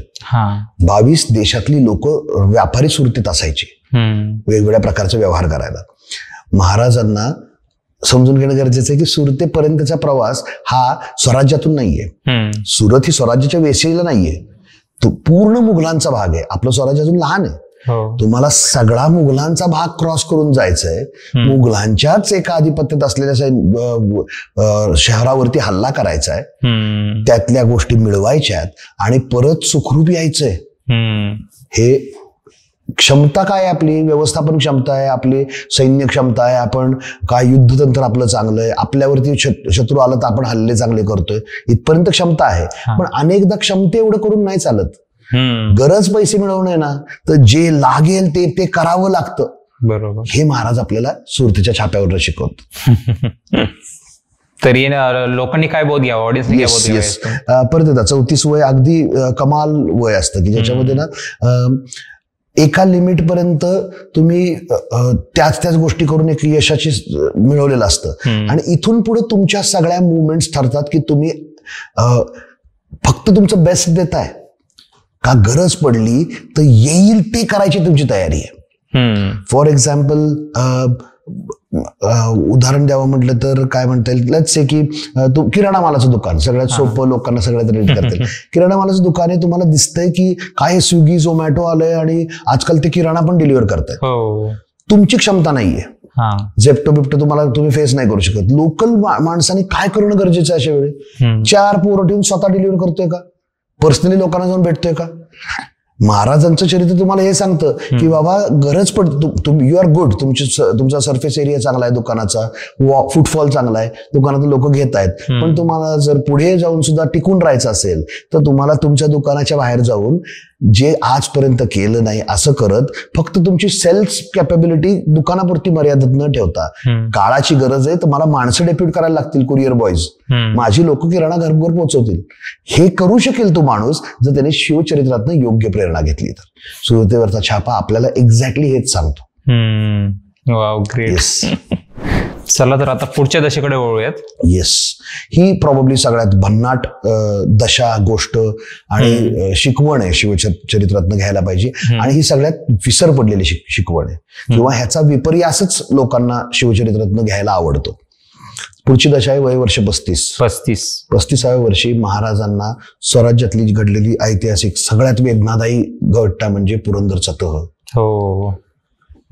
मिर्झा जयसिंग येतो, लुटतो आणि संपूर्ण शरणागतीशिवाय पर्याय नाहीये. महाराज यातून आपल्याला शिकवतात काय की परिस्थितीजन्य माघार असेल पण ती पुनरुत्थानासाठी असेल तर ती ओके, ती ठीक आहे. मोडेन पण वाकणार नाही आमचा बाणा, असं जो फाजील गोष्ट तेवढी एकच गोष्ट घेऊन मिरवत राहायचं. परिस्थिती काय होती, जिजाऊ सिंहगडावर अडकल्यात, महाराज राजगडावर आहेत, त्याच्यावर हल्ले होत आहेत. एकेका सुब्यात एक माणूस पाठवलाय मिर्झा जयसिंगने फक्त जाळायला. महाराजांची प्रामाणिक माणसं शोधून कापली जात आहेत, मारली जात आहेत. पुरंदराला वेढा पडलाय, स्वतः मिर्झा जयसिंग त्या वेढ्यामध्ये सहभागी आहे. इतक्या बिकट परिस्थितींमध्ये महाराजांनी अनेक संदेश देऊन सुद्धा तो बोलायला तयार नाहीये मिर्झा जयसिंग. महाराज स्वतः चालत येतात त्याच्याकडे आणि म्हणतात प्रॉब्लेम काय. किती सोपं होतं कोकणात निघून जायचं राजगड सोडून, किती सोपं होतं की चला आता हे शेवट आहे आपला, आता हर हर महादेव म्हणू आणि जिंका किंवा मारा या ताकदीने सगळं शक्तीने एकच हल्ला करायचा, त्यात 99% चान्सेस संपून जाण्याचे. सो एक वीर बलिदानी राजा म्हणून आपली ओळख होईल, डन, आपलं कर्तृत्व एवढंच होतं. सोपं आहे ना विचार करणं. शौर्याच्या बाबतीत ते होतेच ग्रेट, पण त्यांनी तो विचार नाही केलेला. त्यांनी परिस्थितीचा व्यवस्थित अंदाज घेऊन हे समजून घेतलंय की आज जर ऊन म्हणून पडलो, आज जर निघून गेलो, आज जर संपलो तर पुन्हा उगवायचा शक्यताच नाहीये. उलट आज थोडी छटाई का होईना, परत कोंब फुगेल, परत कोंब फुटेल. तुम्ही आज अस्तित्व संपवून टाकलं तर उद्या नाहीये तुम्हाला भविष्य. त्यापेक्षा आज थोडं वाकू, आज घेऊयात, आज माघार घेऊयात.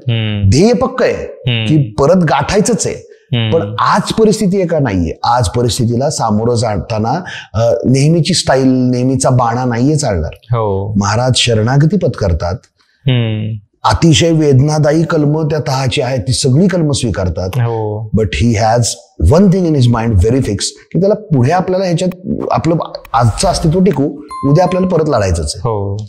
आजच्या तरुणांनी ज्यावेळी सेटबॅक येतात, आता या वयात एखादा झटका लागून गेलेला असतो, काय जॉब मधनं काढून टाकलं गेलं किंवा इन्क्रिमेंट हवं तसं नाही झालं, बिझनेस चालला नाही, पर्सनल फ्रंटवरती काय होऊ शकतं, बिझनेस एखादं EMI बाउन्स झाला किंवा लोन गणलं, होऊ शकतं. 80% स्वराज्य महाराजांनी कापून दिलंय पुरंदरच्या तहात. 80%. 23 दुर्ग दिले त्यावेळी आपल्याकडे काही राहिलं नव्हतं. जे आपण बांधलेले दुर्ग तेवढे आपल्याकडे होते. प्रतापगड होता, राजगड होता, रायगड होता, हे 3 दुर्ग आपण बांधले, आपल्याकडे होते. बाकी सगळे दुसऱ्यांचे दुर्ग आपण जे आदिलशाहीचे घेतलेले ते द्यावे लागले होते.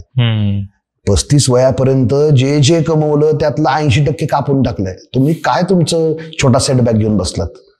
पण म्हणून नस कापा, पंख्याला उलट टांगा, पंख्याला टांगून घ्या, स्वतःला संपूर्णच टाका. हे असले जे थिल्लर गोष्टी होत आहेत ते नाही करू शकत कोणी, जर तुमचं शिवचरित्रातून तुम्ही योग्य मार्ग, योग्य प्रेरणा घेत असाल तर. आत्ताच्या तरुणांनी हे बघितलं पाहिजे की परिस्थिती वाईट आहे ना, तर तुमची माघार ही परिस्थितीजन्य पाहिजे. बरोबर. माझ्या विमजोर मी माघार नाही घेतली, बस आता मला कंटाळा लढायचं म्हणून नाही माघार घेतलेली. परिस्थिती बिकट आहे तर माघार घेतली, पण परत उत्थान केलंय, परत मोठे झालेत. तसं करायचा ध्येय पक्क असेल, पक्क ठेवून ऍट टाइम्स माघार घ्यावी लागते. शिवछत्रपती हे शिकवतात. म्हणजे 4 पावलं पुढे जाण्यासाठी 1 पाऊल मागे यायला लागतं. बरोबर. याच्यात काही असं कमी लेखण्याचं कारण नाही. जे आजच्या तारखेला फाजील आत्मप्रौढी असते की आम्ही असं करणारच नाही. आज का लागतं तो का मराठी युवक स्टार्टअप इकोसिस्टम मध्ये मराठी माणसं रिलेटिव्हली कमी काय आहेत. We are very good managers, we are not good entrepreneurs. व्यवसाय का दुकानं चालत नाहीत. राजस्थानाची दुकानं काय आहेत आपल्याकडे सगळे.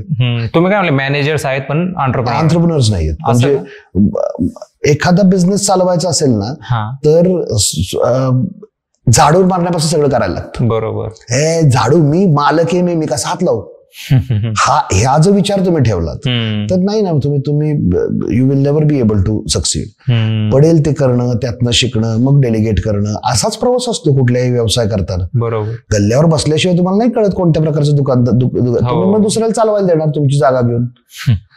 आज अनेक बाहेरचे लोक यशस्वी का होतात. तुम्ही बघा किराणा मालाच्या दुकानामध्ये पिढी वाढताना दिसते आपल्याला परप्रांतीयांची. परप्रांती म्हणजे आपलेच भाऊ, राजस्थानी भाऊ.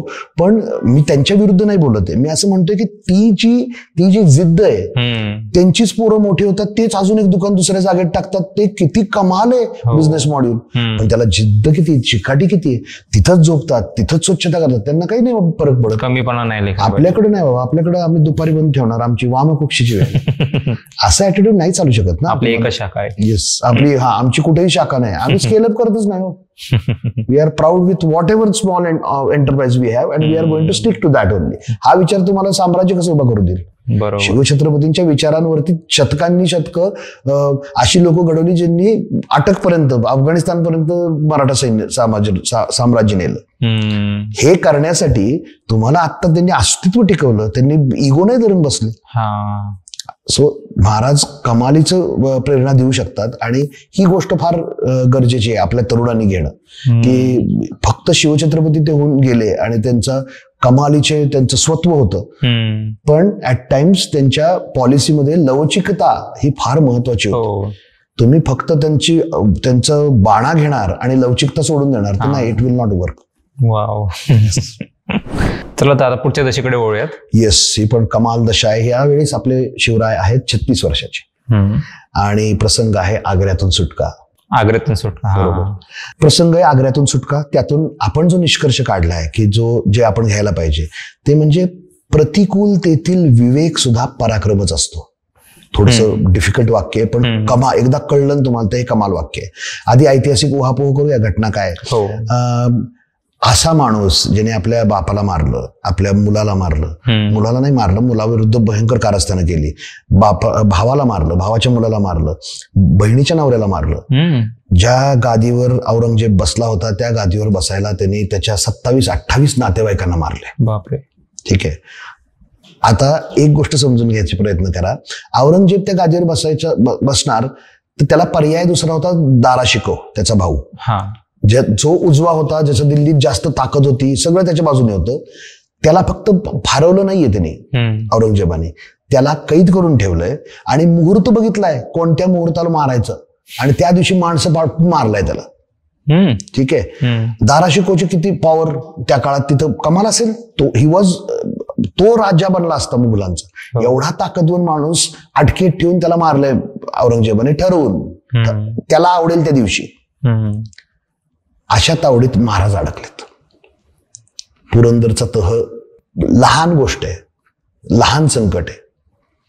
आग्र्यात महाराजांचं अडकणं, त्या दरबारात झालेला अपमान, तिथून परत येणं, आणि ज्यावेळी महाराजांच्या भोवती 4 साखळ्यांचं कडं आहे आणि आता बाहेर पडू शकत नाही आणि कधीही कुणीही मारू शकतो, इतक्या भयंकर प्रतिकूल परिस्थितीत महाराजांनी जो विवेक दाखवलाय, शांतपणे विचार करून आपल्या सुटकेला काय कसं करायला पाहिजे हे प्लॅन करत, पृथ्वीच्या पाठीवर माणसाच्या इतिहासातला सगळ्यात ग्रेटेस्ट प्रिझन ब्रेक येतो.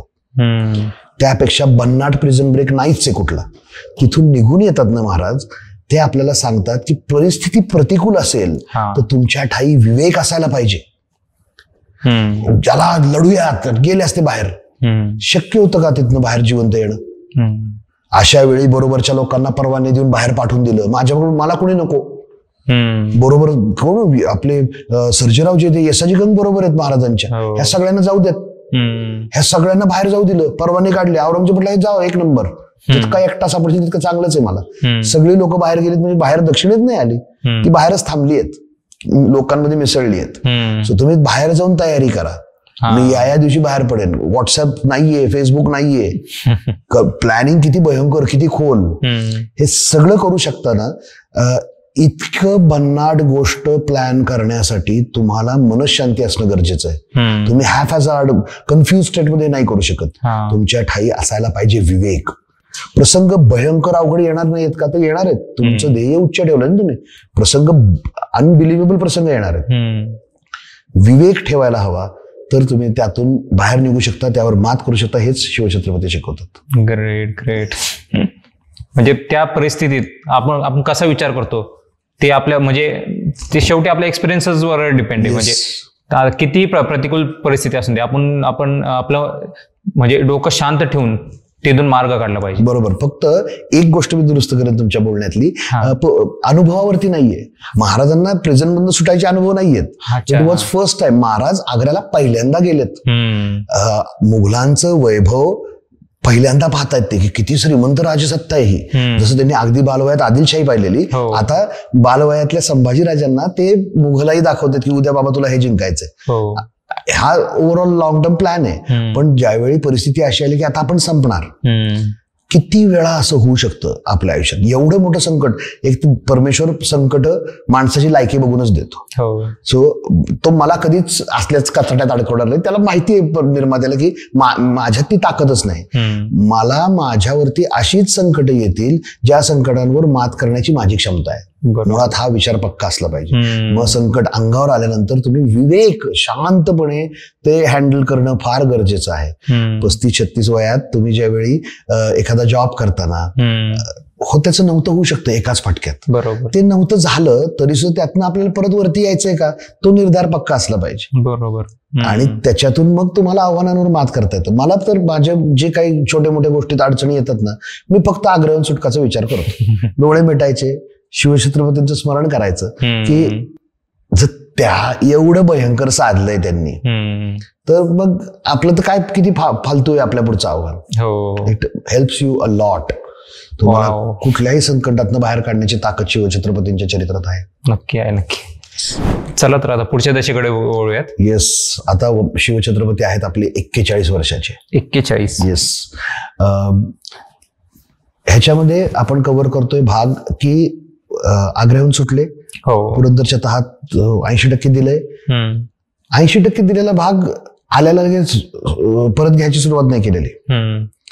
इनफॅक्ट इथं तर मला खूप सुंदर गोष्ट सांगायला आवडेल आपल्या लोकांना. काय लिहित येतं महाराज औरंगजेबाला? महाराज पुण्यात येतात, परत सुटून येतात. औरंगजेबाला एक्झॅक्टली कळलंय की हा माणूस काय लेवलचा आहे. महाराजांना औरंगजेब कळलाय व्यवस्थित. हे 2 नायक आहेत, एक खलनायक आहे, एक महानायक आहे. ह्या दोघांनी एकमेकांना जितकं ओळखलं तितकं एक कुणीच ओळखलं नसेल समकालीन, इतके महाराज त्याला ओळखून येत. आणि औरंगजेबाला सगळं महाराजांनी परत आणले. आग्र्याहून दिलेले आपण ते सोन्याचा खूर असलेली पालखीपासून हत्तीपासून सगळं आपण परत आणलंय बरं का. महाराज सुटून आले त्यावेळी काही राहिले नाही. 2 लोक आपली राहिली, कोरडे आणि आपले वकील होते. ते दुर्दैवाने अडकले. त्यांना भयंकर यातना दिल्या औरंगजेबाने. कुठून गेलेत सांग. पण माझं तर असं माहितीये, मला डेफिनेटली हे माहितीये की खूप टॉर्चर केल्यानंतर भले भले बोलतात. ह्याचं भान ठेवून महाराजांच्या बाबतीतल्या गोष्टी महाराजांच्याच सहकार्यांना माहीत नसतील. ज्याला गरज आहे त्याला तेवढीच गोष्ट माहितीये. बरोबर. असं महाराजांची स्ट्रॅटेजी असावी. सो ह्यांना त्रास दिले, काय बोलायला त्याला माहितीच नाही, कुठनं बोलणार. आम्हाला माहितीच नाही, काय सांगू. कितीही त्रास दे, जी गोष्ट मला माहित नाही, you can't get it from me.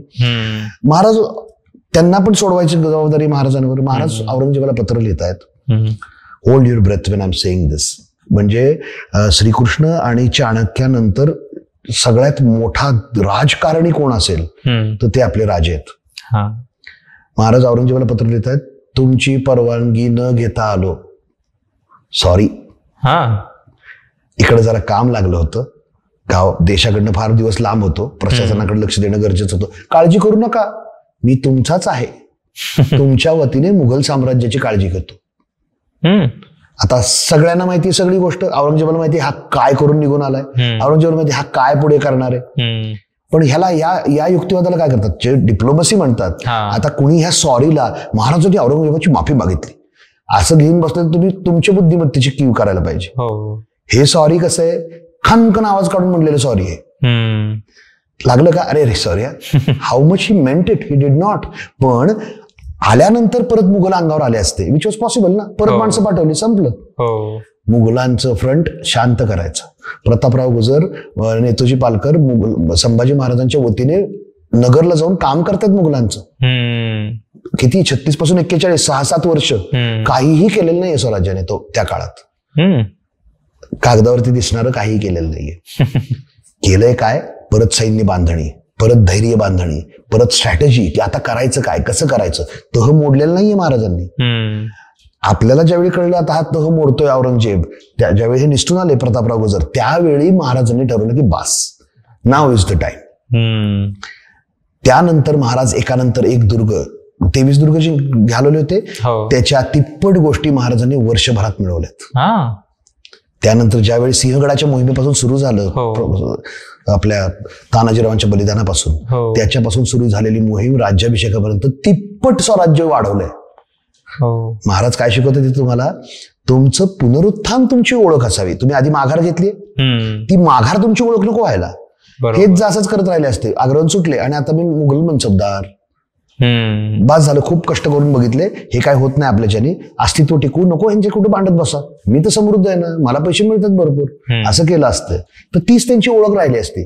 एक छोटं बंड केलं होतं पण औरंगजेबाने निर्दयपणे ते धुळीच मिळवलं, अशी झालं असतं. शिवरायांची दुसरी ओळखच राहिली नसती. त्यांची ओळख काय आहे तर हे पुनरुत्थान, परत उभा राहण्याची फिनिक्स भरारी जी त्यांनी घेतली ती त्यांची ओळख बनली, त्यांची माघार नाही. सो परिस्थितीजन्य माघार आधी घ्या हे शिवचरित्रच सांगतंय, पण ती तुमची ओळख नाही बनली पाहिजे. बरोबर. मिर्झा जयसिंग आला आणि महाराजांनी सगळं त्यांना देऊन टाकलं, डन आहे, तीच ओळख नाही राहिली. महाराजांची ओळख काय आहे तर राज्याभिषेक, अरे स्वतःचं सिंहासन बनवणारा माणूस, ही ओळख झाली. तुमचं पुनरुत्थान त्यांची ओळख झाली पाहिजे. कॉन्टेम्पररी लाईफमध्ये सुद्धा अवघड प्रसंगात सर्वस्व गमावल्यावर माघार घ्यावं लागल्यानंतर त्याचं चांगलं होतं बरं का आणि पूर्णविराम झालं, संपलं.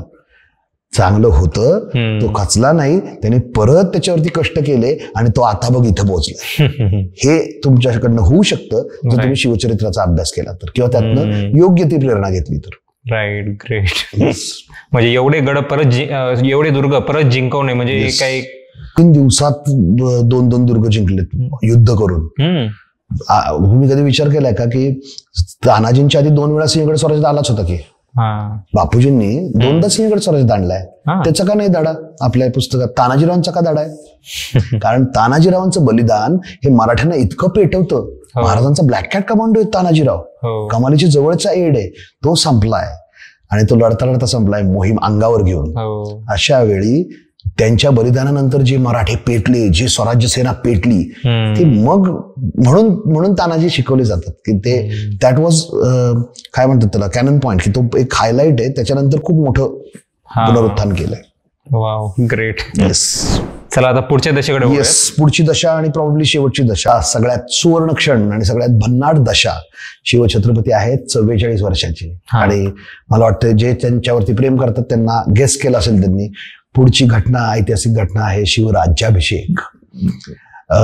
यातून जो निष्कर्ष, तुम्हाला राज्याभिषेक स्वतःचा करून घ्यायचा नाही, आता राजेशाही गेली, मग काय यातनं आपण काय शिकतो? या दशेत ना आपण बघायला पाहिजे की कोणकोणत्या परिस्थितीत आतापर्यंत कष्ट करत ही जागा मिळवली, ही जागा बनवली, किती ऍडव्हर्स कंडिशन आहेत, किती भयंकर संकट आहेत, जे पॉसिबल आहे ते सगळे तुमचे विरोधक आहेत. अशा विरोधाला सामोरे जाऊन, त्याचा बिमोड करून, लागेल त्या गोष्टी करून, भेटायला बोलून, मैत्रीत वितुंड आणून, काय नाही केलं, सामदाम दंडभेद सगळं करून तुमचं कर्तृत्व तुमची जागा ठरवते, तुमची परिस्थिती नाही. राज्याभिषेक महाराज स्वतःचा करून घेतात. एक एतद्देशीय राजा शतकांनंतर स्वतःची एक आढळ अशी जागा बनवतो. हे त्यांच्या फ्रुटफुल परिस्थिती होती म्हणून नाहीये, इनफॅक्ट परिस्थिती तर ऍडव्हर्सच होती, त्यांच्या कर्तृत्वातून घडलेली गोष्ट आहे ती. सो तुम्ही तुमची पोझिशन, परिस्थिती नाही रे मग काय करणार, माझ्याकडे तर काहीच नव्हतं, शक्यच नव्हतं, शिक्षण पुढचं घेऊच शकत नाही मी, म्हणून मी मोठा नाही झालो, असं तुम्ही सबबीन मागे लपण्यात काही कारण नाहीये. जर तुम्ही शिवछत्रपतींवर प्रेम करता ना तर सबबीन मागे नका लपू. महाराज म्हणूच शकले असते का, 40,000 अफजल नको बाबा, हे घेऊन टाक सगळं बाबा, मला नको, मी भेटायला पण येत नाही, मी कोकणात बघतो काय करता येतं का एखाद दुसरा जिल्हा. नाही केलं त्यांनी तसं. परिस्थितीवरती सामना करून कितीही प्रतिकूल असेल तरी सुद्धा महाराजांनी स्वतःची जागा निर्माण केली. तुमचं कर्तृत्व तुमची जागा ठरवतं, तुमची परिस्थिती. हे शिवछत्रपती शिकवतात या प्रसंगातून आपल्याला. ग्रेट. आता आपल्या दैनंदिन आयुष्यात हा मुद्दा कसा आणावा? बरोबर, अगदी. आता हे तर खूपच, म्हणजे परत एकदा राज्याभिषेक कसा साजरा झाला, किती मनाचं सोनं होतं आणि महाराज कसे गेले, ही रम्य ऐतिहासिक डिटेल्स आहेत, त्याचा अभ्यास असायला पाहिजे, अगदीच असायला पाहिजे. पण हे ऍस्पेक्ट बघणं गरजेचं आहे. तो माणूस वयाच्या 44व्या वर्षी एक अशी जागा निर्माण करतो, संस्कृती रक्षणाचं छत्र धरणारा छत्रपती बनतो. हे केवढं मोठं साधलंय. हे साधण्यासाठी काय वडिलोपार्जित काय, त्यांच्याकडे. शिवरायांकडे वडिलोपार्जित एक सुभा छोटासा होता, त्याच्यातनं सगळंच बंड करत ते बंड करताना देशमुखांचा विरोध, पहिलं संकट आपल्यावरती बाजीगर पडायचंय, डचांचा विरोध, फ्रेंचांचा विरोध, इंग्रजांचा विरोध, आदिलशाही विरोध, कारतलब, अगदी अफगाणिस्तानचे सरदार अंगावर येत आहेत, इराणचे सरदार अंगावर येत आहेत, तुर्क, म्हणजे फक्त देशांचे ओरिजिन बघितले तरी जगातले सगळे ऑलमोस्ट देश मधली लोक महाराजांवरती येत आहेत. परिस्थिती यापेक्षा वाईट असूच शकत नाही. तरी सुद्धा तुम्ही तुमचं ध्येय पक्क ठेवून तुमची अशी जागा निर्माण करू शकता. कितीही अवघड परिस्थितीतून मार्ग काढत तुम्हाला तुमचं आढळ असं स्थान निर्माण करता येऊ शकतं. फक्त तुमच्या भोवतीची परिस्थिती फ्रुटफुल नाहीये ही सबब देऊन नाही चालणार. मला आता माझ्याकडे रिसोर्सेस काय आहेत की बाबा ठीक आहे, मी लेट्स से की मी 2 चाकीने इथं आलो आणि मला मुंबईला जायचं तर मी 2 चाकीने नाही जाऊ शकत, मी बाईकने जाऊ शकत नाही म्हणून मी मुंबईला नाही गेलो. मुंबईला माझं एक काम आहे. जर मी दुसरं अल्टरनेटिव्ह नाही निवडलं, अगदी सोपं उदाहरण आहे, मग you have to have different vehicle to reach the destination. बरोबर. ते व्हेकल तुमच्या परिस्थितीवर अवलंबून नसतं, तुम्ही ते गोष्ट क्रिएट करू शकता. शिवचरित्रांमधून हेच कळतं की एक माणूस कमाल ध्येय उराशी बाळगून व्हेकल, मेथड, पाथ, रस्ता निवडू शकतो आणि तो फॉलो करत गेला तर त्याला परिस्थितीने नाही माघारी ठेवलं, परिस्थितीने खूप होल्ड करायचा प्रयत्न केला, त्यांनी ते साधलं. तुम्हालाही तुमच्या परिस्थितीवर मात करता आलीच पाहिजे जर तुमचं शिवछत्रपतींवर प्रेम असेल किंवा शिवछत्रपतींच्या चरित्रातून तुम्ही योग्य ते प्रेरणा घेत असाल तर. ग्रेट. तर आज 19 फेब्रुवारी, आज शिवजयंती. तर शिवजयंती कशी साजरी केली पाहिजे? शिवजयंती साजरी कशी केली पाहिजे? एक तर सगळ्या प्रेक्षकांना आपल्या सगळ्यांकडून शिवजन्मोत्सवाच्या खूप खूप शुभेच्छा. शिवछत्रपती हे वैश्विक चारित्र्याचे महानायक आपल्या मातीत होऊन गेले, आपल्या जवळून होऊन गेले. तुम्ही जिथे कुठे असाल, जिथे कुठे साजरा कराल त्या भागाशी त्यांचं काहीतरी कनेक्ट आहे. 90% आपल्या सगळ्यांच्या आडनावांमध्ये कुठेतरी शिवछत्रपती आहेत. कुठले तरी जे करवाले आहेत ते दुर्ग सांभाळणारी लोक होते. असं प्रत्येकाचंच कुठे ना कुठेतरी कर्तृत्व आहे. आपण सगळे त्या वैश्विक चारित्र्याच्या महानायकाशी रिलेटेड आहोत. त्यांचं स्मरण करणं गरजेचं आहे. आजच्या दिवशी साजरा करा, असा साजरा करा की लोकांना वाटू दे ह्याला वेळ लागले काय, असा साजरा करा. त्या साजरा करण्याबद्दल ऍब्सोल्युटली कुठल्याही मर्यादा ठेवू नका, भन्नाट साजरा करा. पण लक्षात असू द्यात की त्यांच्या चरित्रातून घेण्यासारख्या पण तितक्याच गोष्टी आहेत. शिवछत्रपती अगदी अभिमानानं मिरवा, पण त्यात कुठेतरी जिरू पण देत. त्यात कोण ते कुठेतरी आत खोल जिरू सुद्धा देत. शिवछत्रपतींचं चरित्र प्रेरणा देऊ अशा पद्धतीने थोडं समजून घ्यायचा प्रयत्न करा. आजच असा निर्धार करा. शिवजन्मोत्सवाचा सुंदर दिवस आहे आज. आजपासून असा निर्धार करा की आपण काय काय शिकू शकतो त्यातनं. तुम्हाला नाही हो, तुम्हाला युद्धावर जायचं नाहीये, तुम्हाला त्या नेतृत्व कौशल्यातून घ्यायच्या गोष्टी खूप आहेत, त्याच्यावर फोकस करा असं माझा विनंती असेल सगळ्यांना. वाव, येस, खरंच खूप खूप आभार तुमचा. येस. अजून एक मला इथं सांगायला आवडेल की नेमकं हेच गोष्ट म्हणजे शिवचरित्रातून घ्यावयाचे धडे जे आज आपण सगळं बोललो, 12 दशा आपण चर्चा केल्या. कल्पना करा ह्या प्रत्येक दशा एका महिन्यासाठी डेडिकेट केली तर आपली शिवछत्रपतींच्या जीवनावरची दिनदर्शिका किंवा मार्गदर्शिका, एक दिनदर्शिका, मोटिवेशनल सुद्धा आणि कॅलेंडर सुद्धा, असं आपलं खूप सुंदर कॅलेंडर आहे मावळाचं. तर आपण कोड देऊयात इथे, त्याच्यावरती डिस्काउंट मिळेल असं पाहूयात. त्यांना ज्यांना कोणाला ते कॅलेंडर हवं असेल तर लिंक डिस्क्रिप्शन मध्ये मिळेल असं आम्ही पाहू. हो, नक्की नक्की. ऑल्सो यांचा मावळा म्हणून एक बोर्ड गेमचं वेबसाईट आहे, त्याच्यावर खूप खूप म्हणजे खूप चांगले बोर्ड गेम्स आहे. किंवा तुम्ही तुमचं डिस्क्रिप्शन देऊ द्या वाटलं. खूप चांगले शब्द. मार्गदर्शिका तर आहेच आहे, पण मावळा, द मावळा हे आमचं वेबसाईट आहे, आमचं संकेतस्थळ आहे. आम्ही फक्त याच गोष्टीसाठी डेडिकेटेड आहोत की राष्ट्राच्या उद्याच्या तरुणाला, म्हणजे आपल्या लहान मुलांना जो आधुनिकतेच्या नावाखाली इतिहास बदलत गेलाय आणि एखाद्या पॅराग्राफवरती शिवछत्रपती शिकवतात, तेच जर खेळता खेळता पोहोचवता आले तर आमच्या संकेतस्थळावरती मुलांना खेळता खेळता शिवराय कळावेत यासाठीची माध्यमं आहेत. मग बोर्ड गेम आहेत, कार्ड गेम्स आहेत, मेमरी कार्ड गेम्स आहेत, जिक्सॉ पझल्स आहेत. नक्की पहा. आणि इन्स्टा हँडल वगैरे पण आहे आमचं. आम्ही हे विचार पोहोचवायचा प्रयत्न करतच असतो. जसं इथे आज आहोत हे पण तुम्ही चॅनल सबस्क्राईब करा, लाईक करा, कमेंट करा. तुम्हाला जे योग्य चांगलं वाटतंय त्याबद्दल. आणि भेटूया, कनेक्ट होऊयात पुढे सुद्धा.